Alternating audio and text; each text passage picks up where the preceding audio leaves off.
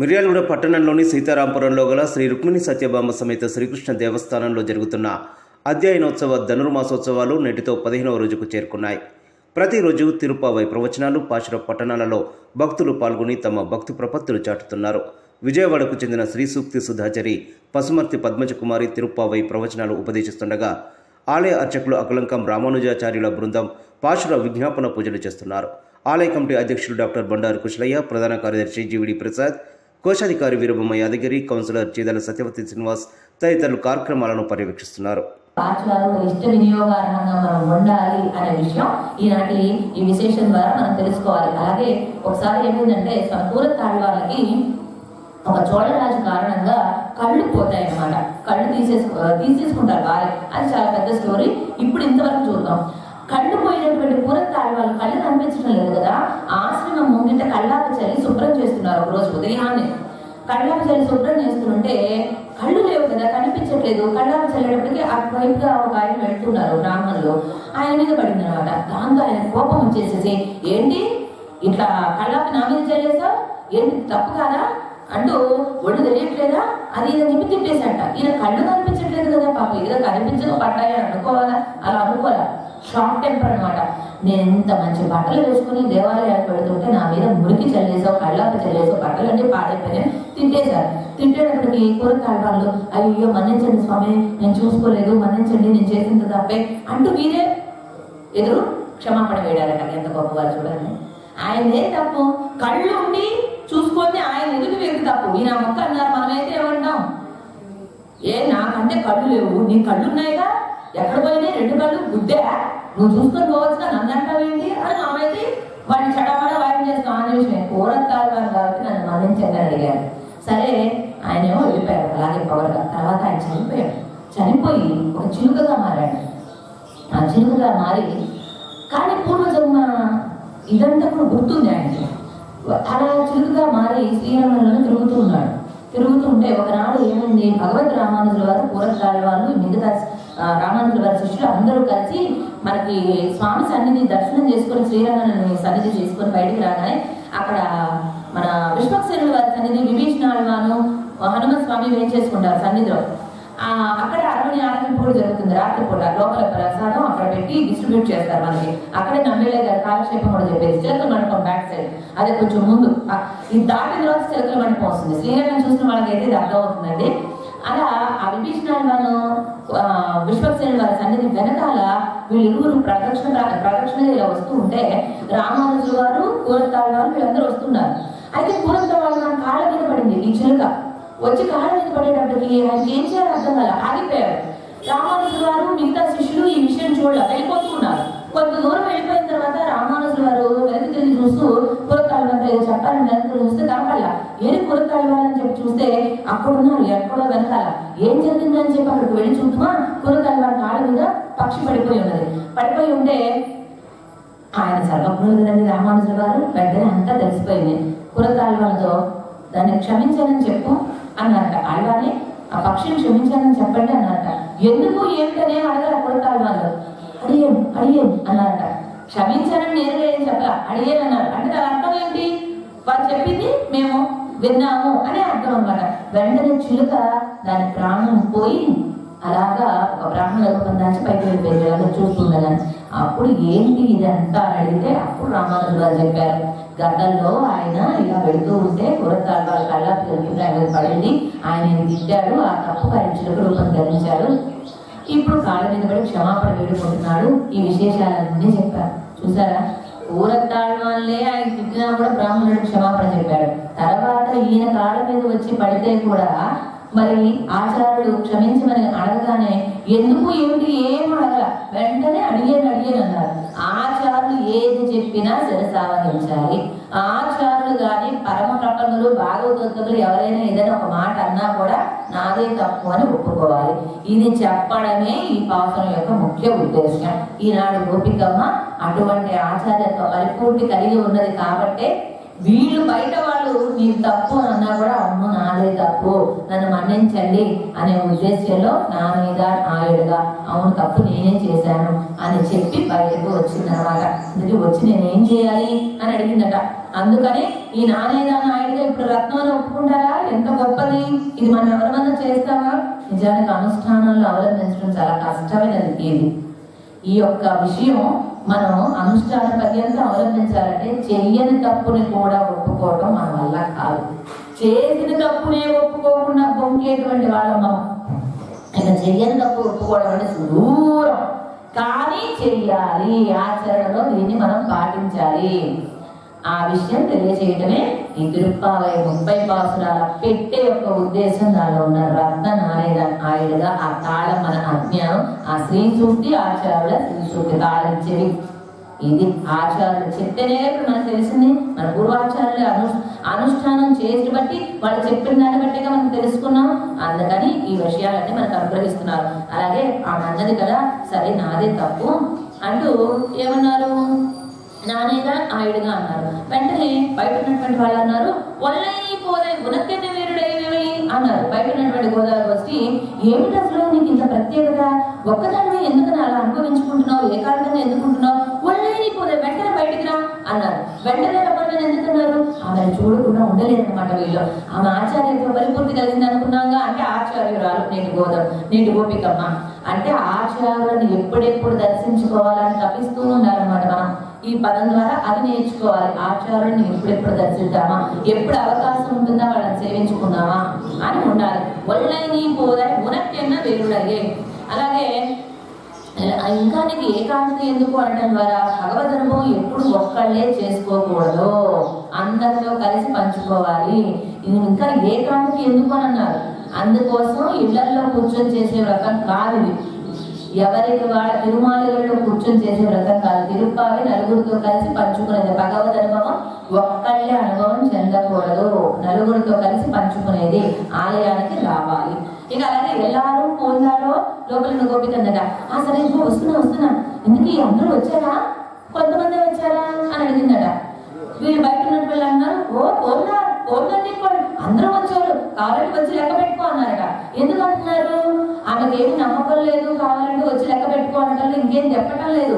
ఆమె వచ్చి లెక్క పెట్టుకోవడానికి ఒక్కొక్కళ్ళని ఇలా స్పర్శించి లెక్క పెట్టుకుంటే ఆ స్పర్శ తగులుతుంది. భాగవత స్పర్శ కావాలి, మనం అది పొందడానికి ఆశపడాలట. అందుకనే ఉత్సవాలప్పుడు చాలా మంది ఏమనుకుంటారంటే, బ్రహ్మోత్సవాలు జరుగుతుంటే తిరుమలలో అమ్మో ఆచరణలో మనమేం పోతాం, వద్దు అనుకుంటారు. నిజానికి జనంలో వెళ్ళడానికి ఇష్టపడాలి. భాగవత స్పర్శ తగులుతుంది అక్కడ. అప్పుడు ఏమిటంటే ఆ స్పర్శ మనం కోరుకోవాలి. వాళ్ళ స్పర్శ, వాళ్ళ దర్శనము అవి రెండు మనల్ని మార్చేస్తాయి పరిపూర్ణంగా. ఇప్పుడు చూడండి, గోష్ఠిలో మనం పసుపు, కుంకుమ, గంధం ఇవి ఇస్తామా? ఇక్కడ ఎలా ఇస్తారు? బొట్టు పెడతారు, తర్వాత పసుపేమో కాళ్ళకి రాసుకుంటారు, లేకపోతే కాళ్ళకి కూడా రాస్తారు. అలాగే చందనం ఎలా ఇస్తారు మన గోష్ఠిలో? ఇక్కడ గోష్ఠిలో గొంతుకు రాస్తారు. అవునా? గొంతుకు రాస్తారు అంటే వాళ్ళని తాకడం కోసం గొంతుకు రాస్తారు. లేదు, కొన్ని గోష్ఠుల్లో అయితే చందనను కొంచెం నీళ్ళగా కలిపి ఒక పుష్పం, పెరుమాళ దగ్గర ఉన్నటువంటి పుష్పం దాంట్లో వేసి ఆ చందనం ఇలా ఎదుటి వ్యక్తి చేతులకు రాస్తారు. రాస్తే వాళ్ళు ఏంటంటే ఈ చందనాన్ని ఇలా మళ్ళీ చేతులకు రాసుకొని మళ్ళీ ఎదుటి భాగవతరాల చేతులకి, పక్కన భాగవతరాల చేతులకి పోస్తారు. ఇది ఒక పద్ధతి. చందనము ఇచ్చి పుచ్చుకునే పద్ధతి. దేనికి అంటే స్పర్శ. ఈ స్పర్శ కావాలని కోరుకోవాలి, భాగవతుల స్పర్శ కావాలని కోరుకోవాలి. అది మనలో ఉండేటువంటి సమస్త దోషాలను తొలగించి పెరుమాళకు దగ్గర చేసేటువంటి భాగవత స్పర్శ, ఆచార్యుల స్పర్శ. అందుకని ఆచార్యులకు ఏదైనా మనం తీసుకెళ్ళి సమర్పించి, అంటే ఇళ్లలో పెళ్ళి అవుతుంది అనుకోండి, సుమలకి తీసుకెళ్ళాం, ఆచార్యులు వారికి ఇస్తాం, వారు దాన్ని ఇలా తాకుతారు. మనం చిన్న చేసిన వాళ్ళైతే ఎవరైనా ఆచార్యులు ఇలా చేసిన వాళ్ళు తాకి మనకి ఇస్తే అప్పుడు అది భోగ్యం. అంటే మొట్టమొదటి సుమలేఖ ఆచరణల వారికి ఇచ్చి వారి స్పర్శ తగిలింది అంటే అది మనకి చాలా స్వీకరించి తగినటువంటిది అనమాట. అలా చెయ్యాలి. అందుకని ఆ స్పర్శ కావాలని కోరుకుంటూ, అది కాక వీళ్ళెవరు ఒకళ్ళున్నారు, ఇద్దరున్నారు, ఎంతమంది ఉన్నారు? 5 లక్షల మంది ఉన్నారు. ఒకళ్ళు తక్కువ. ఆ ఒకటి లోపల నిద్రపోతుంది. ఇప్పుడు బయటకు వచ్చి ఇవి లెక్క పెడుతూ ఉందనుకోండి, అంతసేపు ఈ గోపిక మనం సేవించుకోవచ్చుగా, వీళ్ళు దర్శించచ్చుగా. వచ్చారా లేదా 1, 2, 3, 4, 5, 6, 7, 8, 5 లక్షల మంది లెక్క పెట్టారు. అంతసేపు ఈ లోపల ఉన్న ఆచార్యత్వ పరిపూర్తి కలిగిన గోపికమ్మని వీళ్ళందరూ చేయించుకోవచ్చు.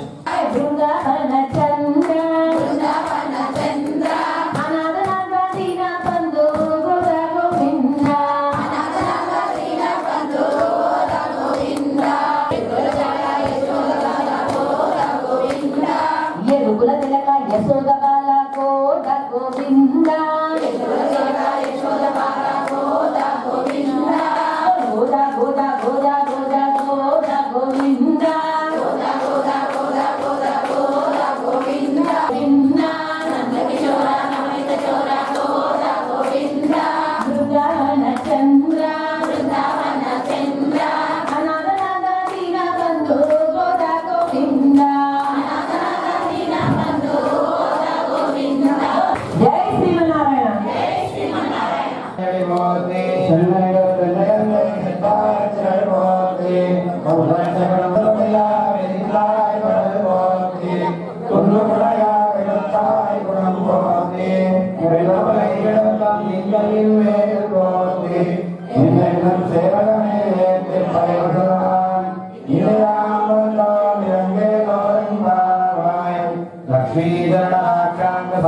श्रीवत्सवक्षसे क्षेमङ्गलाय सर्वेषां श्रीरङ्गेशाय मङ्गलम् श्रीरङ्गान्ताय कल्याणनिधये विधयेऽर्थिनां श्रीवेङ्कटनिवासाय श्रीनिवासाय मङ्गलम् श्रीनिवासाय सम्पद्भद्राय मङ्गलम् ईलाय निवासाय विद्याय परमात्मने सुभद्रा प्राणनाथाय श्रीजगन्नाथप्रियान्तां प्रवयुतरे श्रीचन्द्रिणी मूलधाम्ने षडगोपाय मङ्गलम्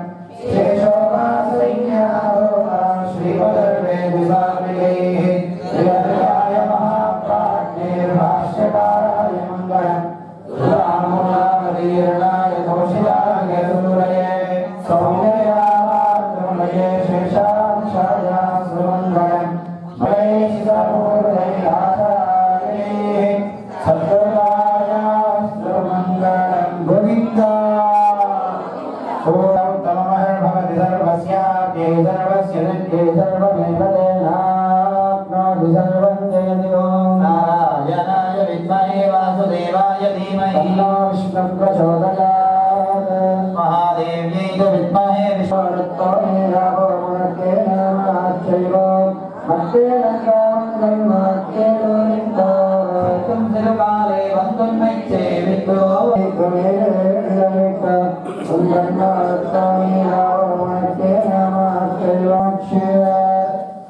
गृणाहि भगवते सविधराधिपत्यैः परस्वधीरं धिराशानो अस्तु भुवानिशां विष्णुभग्नघोरास्येषा नासा सोजा मनोता बृहस्पतिर्मातरिश्वोतमायुस्सम्भुवानावाता अभिनो गृणन्तु विष्टम्बो विगोधरणपृथिव्या अस्येषा नाजगतो विष्णुपत्नी ॐ नारायणाय विद्महे वासुदेवाय धीमहि तन्नो विष्णुः प्रचोदयात्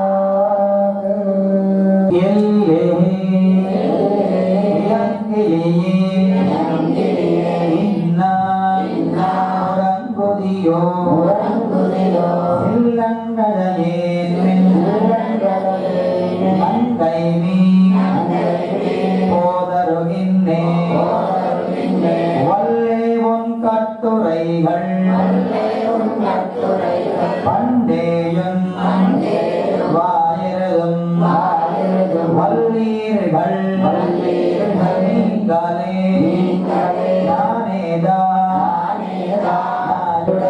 எல்லாரும் போந்தாரோ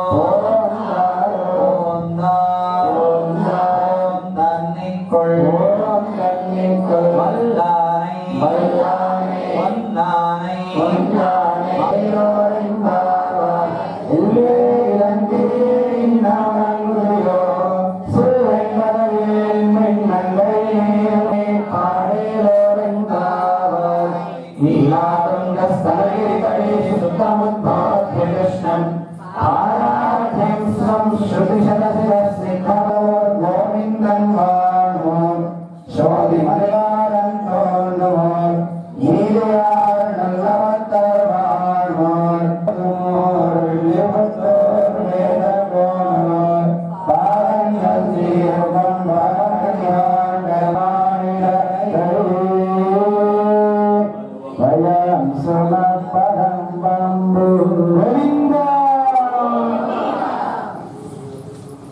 सर्वमद्रवावमदिनं संवर्धय श्रीमन्श्रीरङ्गश्रियमनुरद्रवावमदिनं संवर्धय नमः श्रीशैलनाथाय वन्दे तिरुविल्लिफलनाडवाण्ये संपुटुवै नगरकोदै मलर्पदङ्गल्वाण्ये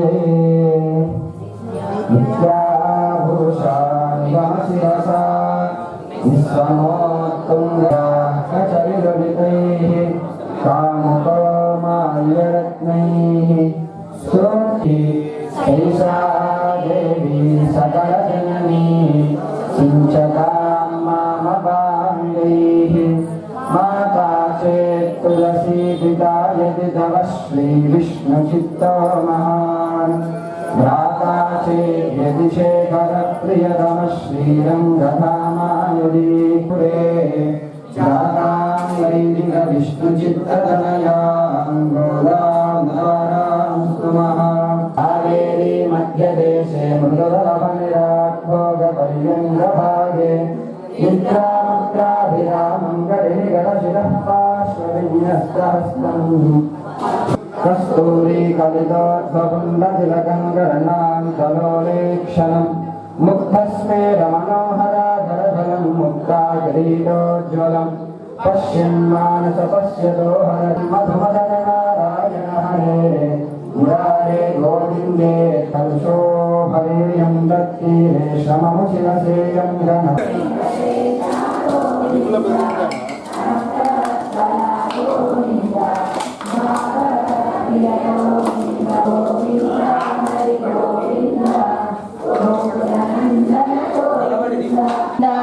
दुरित निवारण गोविंद शिष्ट परिपालक गोविंद